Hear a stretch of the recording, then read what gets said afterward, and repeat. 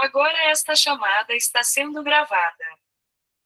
Eu estou acompanhando aqui numa tela, eu estou acompanhando simultaneamente aqui uma cerimônia de fogo que está sendo realizada na Índia. Então, eventualmente, eu vou olhar para uma tela aqui paralela. Tá?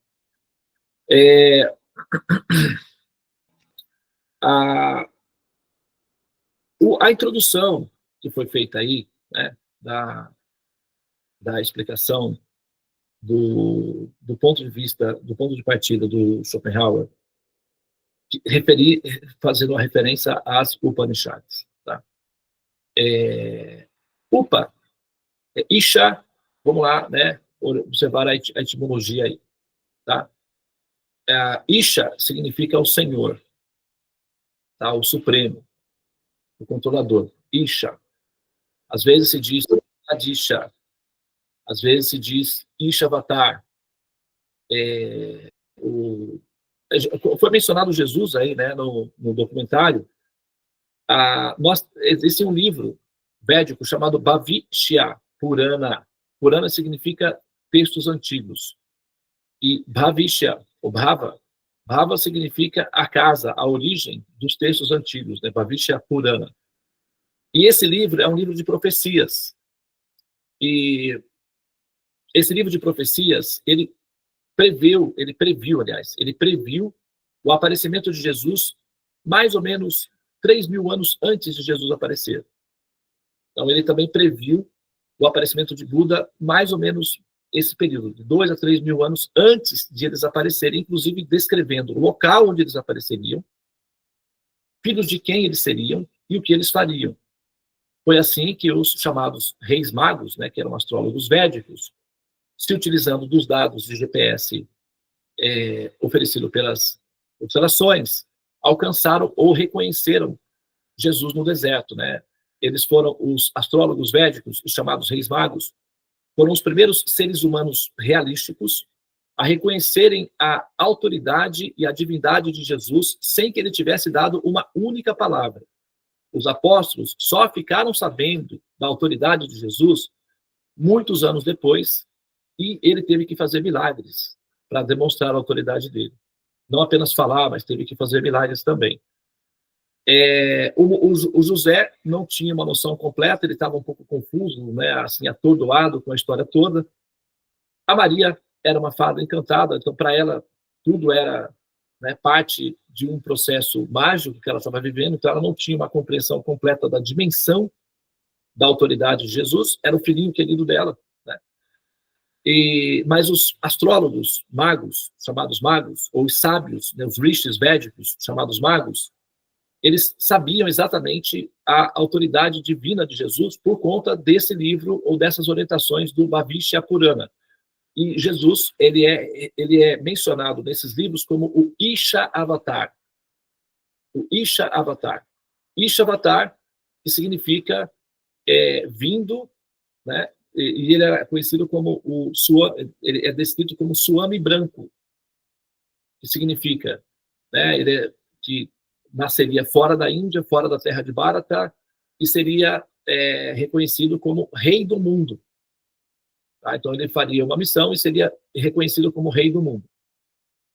Então, os reis védicos, orientados pelos rishis, que eram sábios védicos, foram, então, homenagear ou receber essa divindade, enviando presentes através dessa comitiva, que eram os chamados rishis, ou os chamados magos, né? E assim é que eles identificaram Jesus enquanto era ainda um bebê, reconheceram a autoridade divina de Jesus e potencializaram a família dando dinheiro para patrocinar o projeto. O José, né, ficou então encarregado de administrar esses recursos financeiros, porque eles deram ouro, mirra, objetos, roupas, comidas, etc. E quem administrou o patrimônio da família real ou da família sagrada foi, no caso, José. E Jesus era um bebê. Maria era uma criança, basicamente, encantada com o filhinho. Então, quem administrou foi o José. Ele foi o verdadeiro o receptor, né, dessas riquezas, e com essas riquezas ele conseguiu manter a família sagrada por 12 anos, né, um ciclo do zodíaco no Egito, onde Jesus aprendeu a ler, a interagir com uma cultura variada e, enfim, né, floresceu depois que o José cumpriu o ciclo dele. Ele então faleceu. Aí a Maria já estava um pouco mais madurinha, né? Depois de 12 anos, ela tinha uns quase 30, então já era uma mulher mais madura. Ela voltou para a sua terra de origem, onde aquele trauma já havia passado e ela estava em segurança com Jesus. Ele já tinha, então, nesse caso aí, né, alguns anos, ok? E ele cresceu ali. Agora, a Isha, que significa Jesus, ele é conhecido como Yeshua. Na língua árabe, ele é o Yeshua, que significa que a origem é védica de Isha, que significa o Senhor. Yeshua, que significa o Senhor Jesus, ou né, o Senhor, ou vindo do Senhor. Isha significa o Senhor, tá? Então, Upa Ishad, okay? Upa significa, como no inglês, up, significa up there, né? Significa acima, no topo, up. Quer dizer, vamos dar um up, né? Tem essa expressão, vamos dar um up, né? Sim, vamos subir aí o astral, né? O pessoal fala isso daí, né? Então, up significa acima, né? Upstairs, ou seja, escada que te leva para cima. Up there, ou seja, lá em cima. Up, quer dizer, vai para cima. Então, upa significa up, quer dizer acima. Isha significa orientações do Senhor acima de todos os senhores, ou orientações supremas. Então, Upanishad significa orientações supremas destinadas para seres humanos civilizados, ou seja, capazes de compreender essas orientações.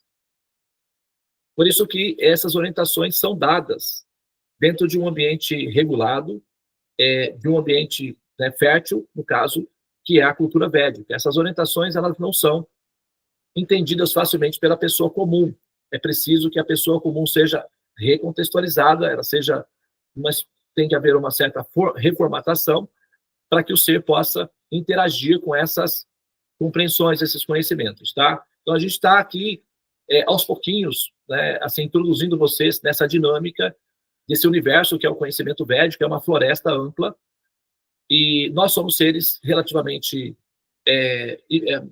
existe uma certa imaturidade na nossa condição, porque nós somos herméticos, hipercentrados na nossa própria personalidade. Então, para nós, o mundo tem a ver com como eu expresso a minha personalidade, como eu demonstro a minha personalidade no mundo, como eu controlo o mundo através da minha personalidade. Esse hermetismo é o egocentrismo da alma carente de realização e que precisa ser adorada pelas outras para se sentir realística ou integral de alguma forma. Então, essa infantilidade, ela é superada dentro dos conhecimentos védicos. Então, uma pessoa hipercentrada em si própria não consegue alcançar a dimensão das orientações védicas, que é destinada para seres que já se desprenderam desse egoísmo primitivo ou primordial, que impede o ser de ir adiante na compreensão de si próprio. Então, por isso que, normalmente, os Upanishads ou as escrituras védicas são destinadas para os rishis, porque eles já entenderam que a dinâmica da criação é uma simulação em andamento. E por se tratar de uma simulação em andamento, eles não estão ávidos para estabelecerem as suas próprias personalidades no mundo. Eles sabem que isso é uma didática transitória. Eles não vão perder tempo com essa infantilidade. Eles querem uma coisa pós-simulação. E para isso, eles vão, então, tratar do tema desejo. Porque o desejo, ele é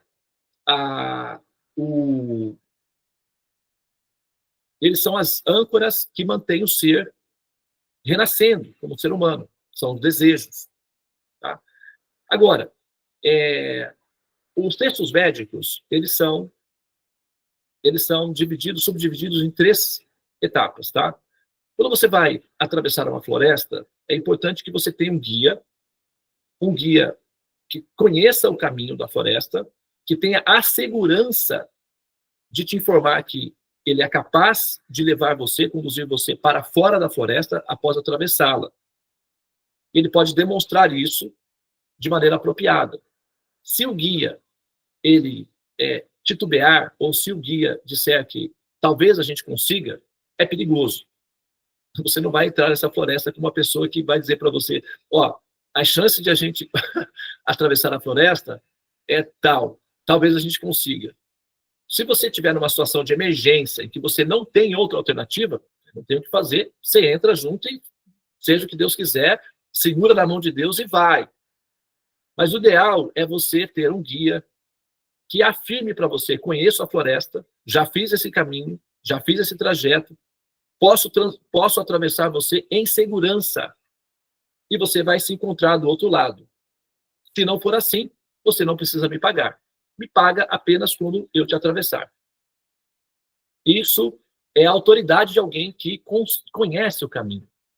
Ou alguém que fala para você, por exemplo, assim, pode levar o produto para casa, se você não gostar, pode me devolver, eu te devolvo o dinheiro, por garantia. Então, uma pessoa que faz isso é uma pessoa que tem confiança na qualidade do produto. Ok? O conhecimento védico, ele tem, uma mesma informação é dada para 3 públicos diferentes. A mesma informação é oferecida para 3 públicos diferentes.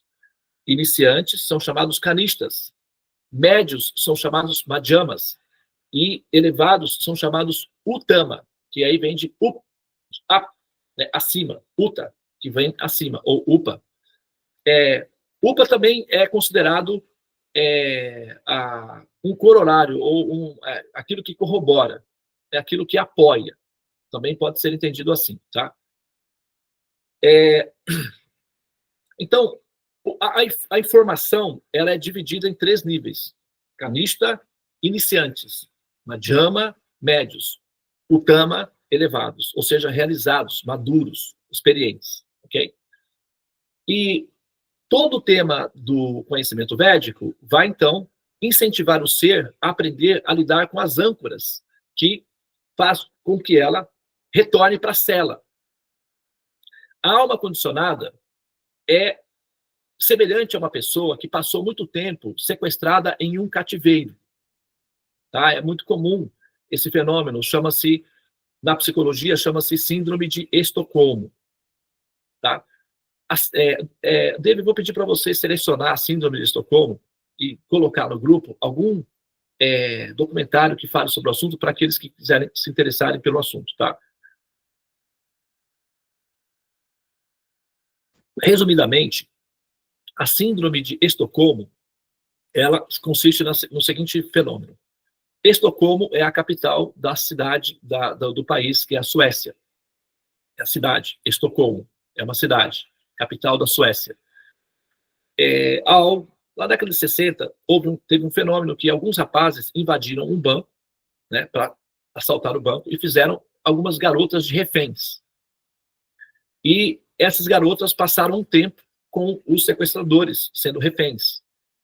E elas desenvolveram simpatia, ou, pelo menos uma delas, se apaixonou por um dos sequestradores. A ponto de, depois de alguns dias, elas ficaram reféns, essa menina vir a público para defender o sequestrador, assim, alegando que toda a violência moral, psicológica que eles causaram para elas deveria ser desconsiderada devido às alegações que ela deu. E essas alegações foram objetos de estudos da psicologia, e isso se identificou que esse fenômeno é muito comum, principalmente, por exemplo, em mulheres que vivem em situação de relacionamentos abusivos, que sofrem violência doméstica, não é?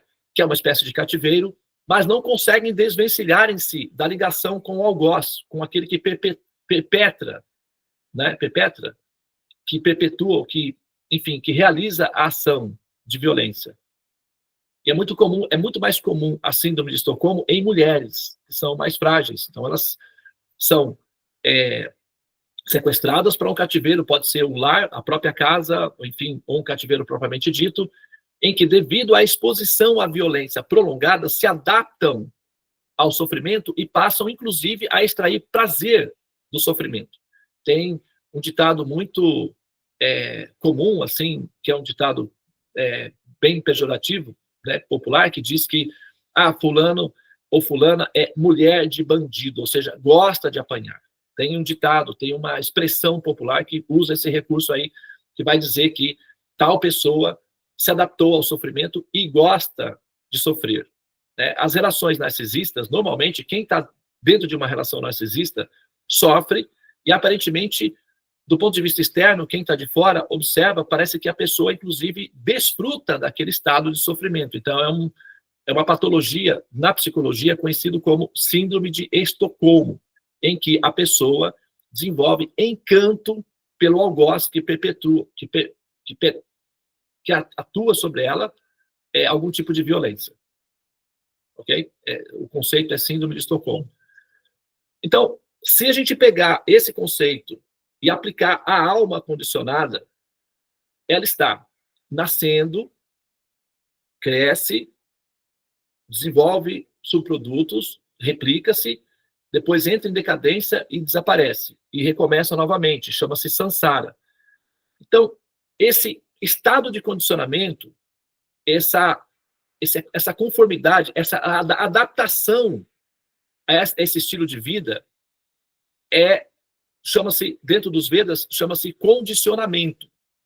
Tá? Na psicologia, isso seria síndrome de Estocolmo, em que o ser se adaptou ao sofrimento e à dor, e extrai daí sentimentos de prazer e satisfação. É uma patologia. Então, a alma condicionada é considerada um ser em estado patológico. Tá? Inclusive, pathos, em grego, significa paixão, né? Significa um apego extremo. Então, patologia significa o estudo dos apegos extremos que fazem com que as pessoas ajam de maneira irracional. Ok? A adaptação da alma ao ciclo do samsara, do ponto de vista dos sábios, é considerada uma patologia, uma disfunção do ser, uma doença. E essa doença, a base dessa doença, o que motiva essa doença, chama-se avidya, que significa ignorância. É a base, é a raiz da doença. A ignorância faz com que a alma condicionada se adapte a extrair prazer da dor e do sofrimento. E a metáfora que eles dão é a seguinte: observem um camelo no deserto. Os camelos, eu não sei se vocês sabem, eles gostam de comer uma fruta espinhosa. É um tipo de cactus. É a iguaria para eles. Se você dá, né, se eles vêm igual um bebê no parque de diversão. É um cactus cheio de espinho. Eles mastigam esse cactus e os espinhos furam a língua do camelo e solta sangue. E ele continua mastigando. Então, o prazer que a dor causa neles, misturado com o sabor do próprio sangue e o sabor da fruta, dá um sentido de enorme prazer para o camelo. Então, eles vão comparar a alma condicionada, os sábios védicos vão comparar o prazer da alma condicionada ao prazer dos camelos ao comer essa fruta, que é um prazer misturado à dor. E isso é a condição de um ser inferior, ou em estado de patologia, ou adoecido. Tá? Então, a avidya, ou a ignorância, que são os espinhos, é a causa do sofrimento da alma. O Siddhartha Gautama, o Buda, ele esforçou-se a vida toda dele para erradicar do ser a ignorância, porque ele entendeu que a ignorância era a fonte de todo o sofrimento do ser. Logo, conhecimento é o antídoto para a ignorância. Essa é a função dos Vedas, orientar a alma condicionada a tomar esse remédio, que é o conhecimento, para que ela fique livre do avidya, que é a ignorância, que motiva ela a estar adaptada à cela, que são as prisões do ciclo de repetidos nascimentos e mortes. Cada forma humana é uma celazinha. E cada ser nessa cela já é um ser condenado à morte.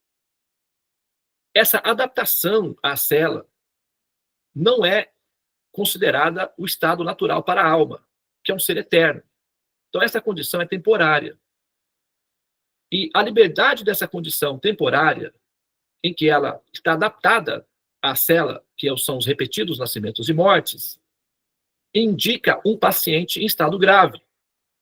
E o remédio é o conhecimento. Por isso, os conhecimentos védicos. O Upanishads é um deles. E, segundo todos os textos védicos, a orientação de todos os textos védicos é que o primeiro subproduto, que é o que tem que ser resolvido antes que a ignorância seja definitivamente erradicada, são os desejos. Aí vamos pegar agora esse conceito dos desejos, né? Porque, afinal de contas, vamos ser práticos, vamos colocar as cartas na mesa. Quem é que realmente consegue viver sem desejos? Né? A renúncia aos desejos, por exemplo, praticamente não é funcional para mulheres, por exemplo. Porque as mulheres são biologicamente motivadas, pressionadas a serem mães. E é assim que funciona a humanidade.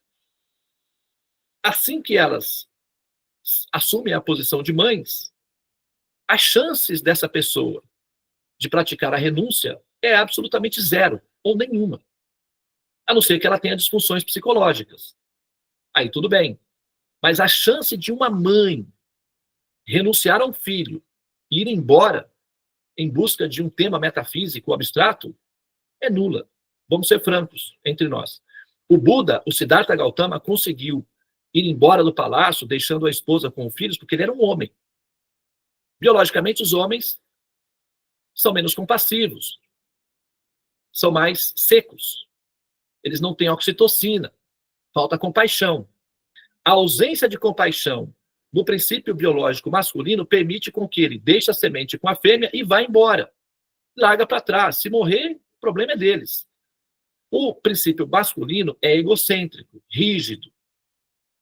O princípio feminino é compassivo, acolhedor, se auto-sacrifica pelo outro, que é o princípio mãe. A mãe fica com a prole. O pai é que vai embora, normalmente. Em cada 10 casos, 9,5, o pai foi embora, a mãe ficou com os bebês. É sempre assim. O Siddhartha Gautama, considerado iluminado, ele saiu do palácio, deixou a esposa com o filho para trás e não voltou. Mas isso ele fez porque era um homem. Se fosse uma mulher, talvez, certamente não conseguiria fazer. Depois que ele se iluminou, depois de muito sacrifício, ele se iluminou. E quando ele se iluminou, a primeira coisa que ele fez foi procurar filhinhos, ou seja, discípulos, que são filhos. Então, quando o ser se ilumina, ele volta exatamente a ser aquilo que ele já era, ou seja, um ser maternal, uma mãe. Assim que ele se iluminou, foi procurar discípulos, e discípulos são filhos. E assim que ele obteve filhos, ele teve problemas. Porque aí, quando você tem filhos, você tem que educar, você tem que ensinar, etc. Faz parte do jogo. Tá? Então, os desejos, a análise dos desejos, da maneira como ela é vista ou interpretada, tem 3 formas. Tem a forma impessoal ou impersonalista de interpretar os desejos, e essa forma impersonalista ela é mais adaptada a homens, praticamente, tá? As mulheres, elas podem, sim, aderirem, mas normalmente são mulheres que já estão numa fase um pouco mais avançada ou que, né, têm uma aptidão muito rara da renúncia, que não é comum para as mulheres que são fundamentalmente estimuladas para serem mamães, biologicamente falando. E assim que tem filhos, a chance de renúncia é 0, devido à compaixão. Elas não conseguem simplesmente abandonar os seus filhos para trás em busca de uma meta abstrata. Então, a interpretação impersonalista dos desejos, ou impessoal dos desejos, é mais apropriada para homens. Ou seja, os homens conseguem se adaptar mais a esse tipo de interpretação, o que exclui uma parte importante da sociedade humana de fora, as mães, e com elas os filhos, porque quem educa os filhos são as mães. As mães é que são as educadoras dos filhos. Os pais vão para a roça trabalhar, ou vão para a empresa, ou sei lá o que for fazer. As mães é que ficam em casa com os filhos. E a primeira educação é da mãe, logo, a impressão de personalidade é oferecida pelas mães. Se as mães estão de fora do processo de emancipação, automaticamente isso afeta os filhos. Então, a interpretação rígida, masculina, dos desejos é considerada a interpretação Mayavadi, que significa uma análise impessoal da realidade, que foi o que foi apresentado nesse vídeo aí. Esse vídeo, embora ele seja muito bem esclarecedor, ele tem uma inclinação Mayavadi, ou seja, uma interpretação impessoal dos desejos. Agora vamos trazer os desejos para a pauta da interpretação pessoal, né? E vamos tentar incluir aí as mulheres e as crianças também dentro do processo da emancipação. Né? Vamos estender essa democracia aí para ver se a gente consegue ser mais inclusivistas e não assim, dispensar essa emancipação apenas para alguns eleitos ou seletos, iluminados da humanidade. Vamos ver se a gente consegue, né, trazer isso daí para uma realidade mais abrangente, né?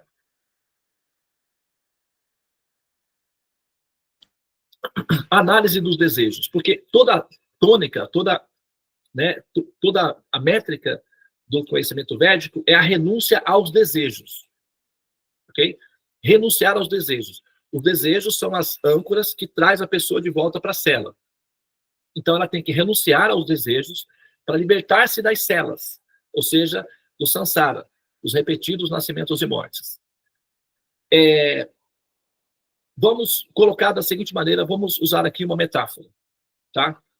O que nós desejamos? Nós desejamos o básico que todos desejam, que é satisfação pessoal, saúde, né? Emancipação financeira, ou seja, segurança financeira, ok? Amor, relacionamentos saudáveis de amor, de acolhimento. Esses são os desejos naturais que todas as pessoas têm. Emancipação social, status, etc. São os desejos que todos têm. Agora, todo objeto de desejo é um objeto que já existe ou que está criado, está disponível na criação. Por exemplo, alguém deseja viajar para a Europa. É porque existe uma Europa. Senão, esse desejo não existiria. Alguém deseja tomar banho, né, numa cachoeira. Ok? A cachoeira está disponível. Tá? Então, todos os desejos que nós temos têm a ver com algo que já está criado, que já está ali disponível. Essa coisa que foi criada, está disponível, tem um proprietário. Ok? Tem um proprietário. Vamos supor, você deseja desfrutar de um iogurte. Você vai ao supermercado. Tem vários tipos de iogurtes. Estão todos disponíveis para você. Mas aquilo ali tem um proprietário. O que você faz? Entra no supermercado e você reconhece o direito legal de propriedade daquele produto que você deseja. Quando você passa no caixa e paga o produto, você está legalmente reconhecendo que aquele produto tem um proprietário e que você está devolvendo ao proprietário um mérito equivalente ao produto que você está adquirindo. Isso é um reconhecimento público de que aquilo não é seu, mas que pode ser seu e passa a ser seu assim que, né, o contrato social é selado e concluído, ou seja, quando você paga o produto, você pode desfrutar desse produto sem que a polícia ou o sistema legal te incrimine por isso, e você continua livre e feliz por ter realizado o seu desejo, desde que você reconheça o contrato legal de que aquele produto tinha um proprietário anterior, passou a ser seu por mérito e reconhecimento que você teve. É assim que funciona. Se por acaso você entrar no supermercado, pegar o produto, desfrutar do produto e não reconhecer que aquele produto tem um proprietário legal, aí você é incriminado. O que eles vão fazer? Te levar de volta para o mercado. Para onde? Para a salinha lá no fundo. Aí você volta para o supermercado. Ou então, vai para uma sala especial, que é na delegacia, onde você vai ter que conversar e explicar e tal. E é uma conversa normalmente demorada. Não é muito bom. Né? Então, aqueles que conhecem o valor da liberdade sabem que esse tipo de conversa nas salinhas não é agradável. Né? Não é algo que, assim, a gente pode até por acidente acontecer, mas não é o que nós desejamos que aconteça. Ok? Muito bem. Então, usar um produto ilegalmente vai levar você para uma sala ou para uma cela. Tá? O desejo de ter o produto, de experimentar o sabor de uma fruta ou do iogurte, ou seja lá qual o produto que seja, não é ilegal. Ilegal é não reconhecer o proprietário do produto. O que prende o ser não é o desejo pelo objeto do desejo, mas é a ilegalidade do não reconhecimento do proprietário do objeto desejado. Compreende? Então, o problema fundamental não está no desejo ou no que você deseja. Está no método que você utiliza para a realização desse desejo. O desejo de ter acesso ao iogurte não é uma coisa ruim. Iogurte é uma coisa gostosa, é uma coisa boa, é prazeroso. Para quem não é vegano, tem iogurte vegano também. Entretanto, a maneira como se procede para ter acesso ao objeto do desejo pode ser ilegal, te levar para a cela, ou legal, te produzir felicidade, satisfação, a ponto de o proprietário do produto dizer, por favor, volte novamente. Desfrute da sua felicidade aqui conosco. Não é assim que a pessoa fala? Volte sempre. Quando você sai, volte sempre. Isso é uma bênção, né? Porque para você voltar sempre, você tem que ter dinheiro, tem que ter saúde, predisposição, satisfação. Então, a pessoa, quando diz volte sempre, está te abençoando. Ela nem sabe disso, mas ela está te abençoando. Porque para você voltar sempre, você tem que estar sempre saudável e sempre com dinheiro. Isso é uma bênção. Então, ok, a vida segue. Né? Agora, imagina, não é? Que todo esse universo, ele tem um proprietário, ele é uma criação. Essa criação, ele tem um autor intelectual. E esse proprietário, esse Ishvara, esse Isha, ou esse Ishvara, ele deve ser reconhecido pelos consumidores, que somos nós, as almas condicionadas. O Ishvara, ele é compassivo, ele é amoroso, ele é gentil, ele é benevolente, mas ele não é idiota. Ele não deve ser tratado como um bobo. Às vezes, nós, pessoas que praticamos altruísmo, filantropia, e nos dedicamos a cuidar dos outros, eventualmente nos deparamos com pessoas que pensam que nós somos idiotas, que nós somos bobos, e tentam nos explorar, pensando que pelo fato de nós sermos bons, nós somos bobos. É um engano. Nós não somos idiotas, nós não somos bobos. Nós somos inteligentes. A decisão de ser bom é uma decisão inteligente. Não tem a ver com ingenuidade. Então, nós gostamos de favorecer pessoas que reconhecem esse valor e valorizam isso. E aprendem a também compartilhar o benefício. Então, pessoas que têm uma tendência altruísta são normalmente queridas e bem-vindas. Pessoas egocêntricas, exploradoras, que querem tirar vantagem da bondade de outras pessoas, são apenas parasitas indesejáveis.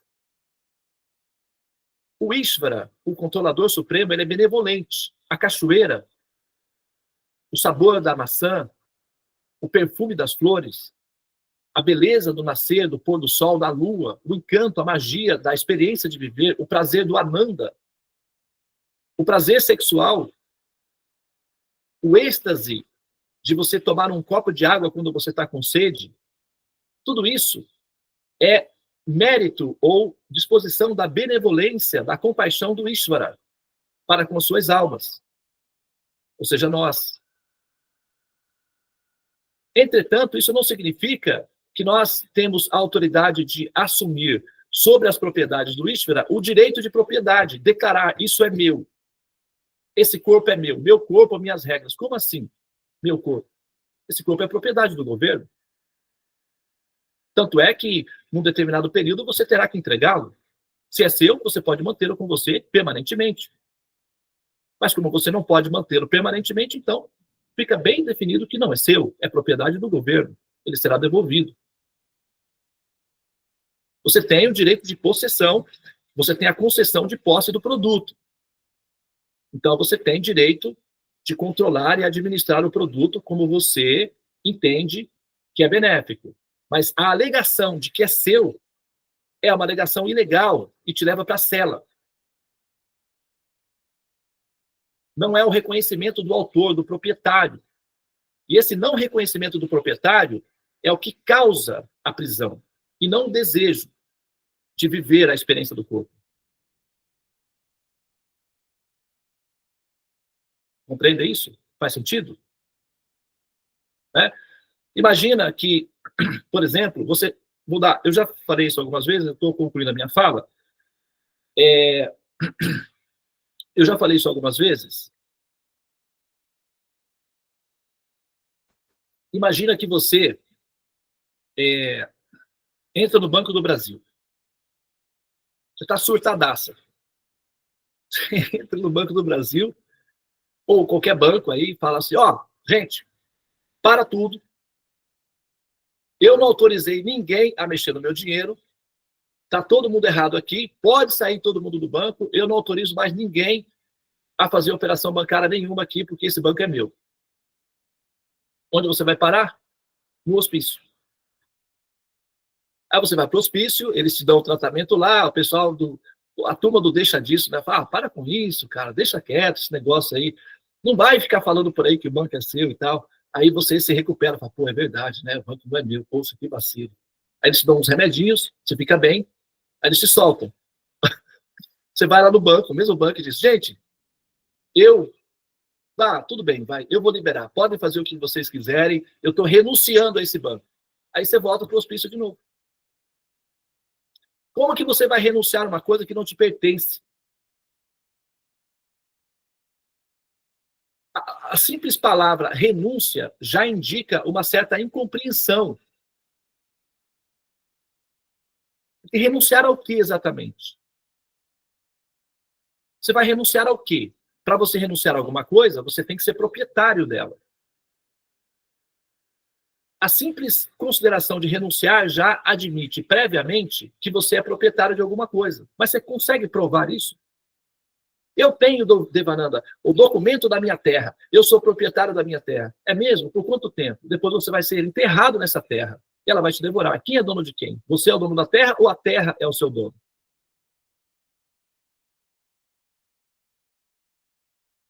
Nós não somos proprietários de absolutamente nada.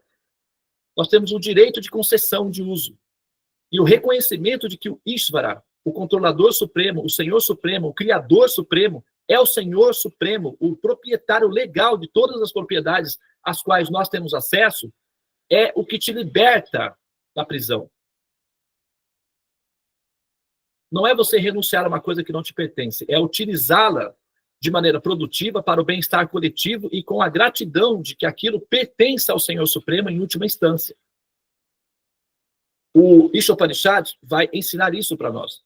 É isso que o Ishopanishad vai nos ensinar, a entender que o Senhor Supremo, o proprietário supremo, é o controlador supremo e o proprietário supremo de todas as coisas. E que o reconhecimento de que ele é o proprietário supremo é libertador. E o não reconhecimento de que ele é o proprietário supremo é aprisionamento. Compreender essa dinâmica pode ser um pouco complicado. Então, o caminho mais rápido é eliminar os desejos. Então, a orientação canista, que é um pouco mais simples, vai dizer, tire os desejos. Porque quando as almas condicionadas elas estão taradas pelo egocentrismo dos desejos, então a primeira fase é reduzir essa tara, essa angústia, esse desespero pela satisfação dos desejos fundamentados na ignorância. Então, a orientação dos sábios vai ser refreie os desejos. Primeiro tem que ter controle mental. Mas renúncia dos desejos significa, a renúncia absoluta dos desejos significa o reconhecimento de que todas as coisas, todas as propriedades são pertencentes ao Senhor Supremo. E você tem o dever legal de oferecer um reconhecimento formal a esse respeito. E, nesse sentido, você é entendido pelo governo como um cidadão honesto. E aí você pode andar livre na cidade. Se o governo entender você como um criminoso, aí automaticamente você volta para a cela. É por isso que nós estamos aprisionadas. Porque nós temos a dificuldade de reconhecer que os objetos que nós desejamos são propriedades de outra pessoa, que é benevolente, compassivo e predisposto a compartilhar. Entretanto, o nosso egocentrismo e a nossa pretensão de ser senhores dos objetos que pertencem a outra pessoa é considerado uma infração, e essa infração tem uma consequência, o retorno para as celas. Então, se nós queremos nos libertar dos aprisionamentos, da prisão das celas, nós temos que trabalhar na nossa consciência para melhorar a nossa forma de lidar com os objetos dos desejos, reconhecendo que o Ishvara é o proprietário supremo de tudo, inclusive dos nossos corpos. Alegar que o corpo é meu é uma alegação indevida e criminosa, porque o corpo é propriedade do governo. É um empréstimo legal para a utilização apropriada. O mau uso da propriedade do governo também tem implicações legais. Você fica com dívidas, chama-se karma. Tem que ser usado de maneira apropriada, inteligente, e o jogo tem que ser feito de maneira profissional. Você pode desfrutar das felicidades que o corpo proporciona. Pode fazer amor, Devananda? Haha, pode sim. Faça. Não tem problema nenhum. Pode se divertir? Pode. Pode ver o sol nascer? Também pode. Então, o que deve ser feito? Simplesmente, em cada ação, em cada movimento, em cada desejo que você tem, reconheça que o objeto desejado é propriedade do Senhor Supremo.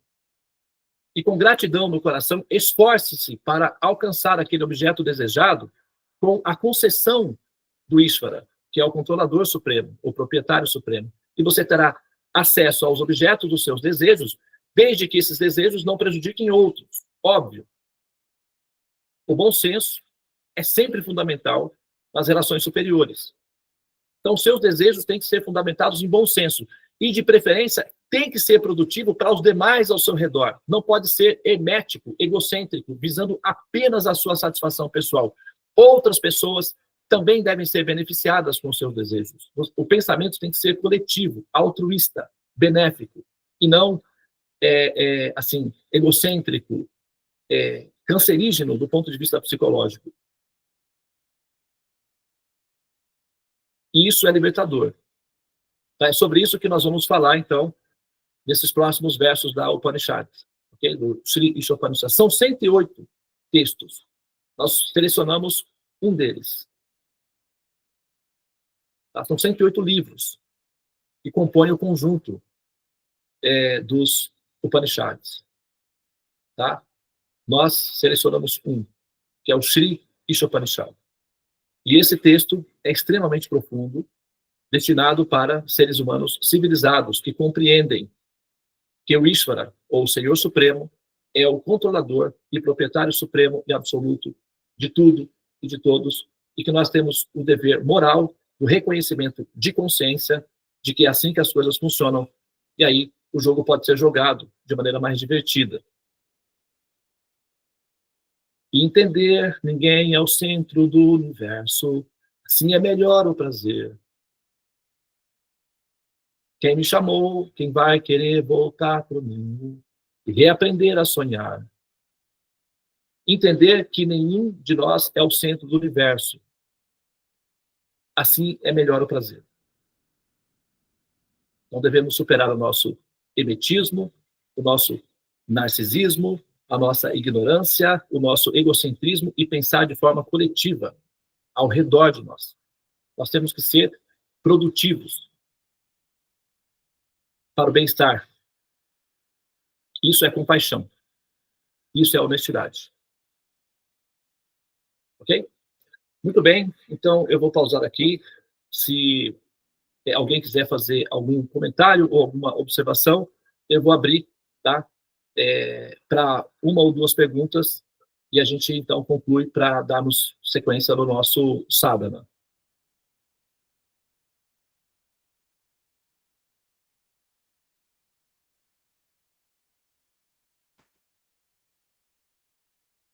Muito bem. Então, eu vou passar, eu vou convidar hoje, né, uma pessoinha especial,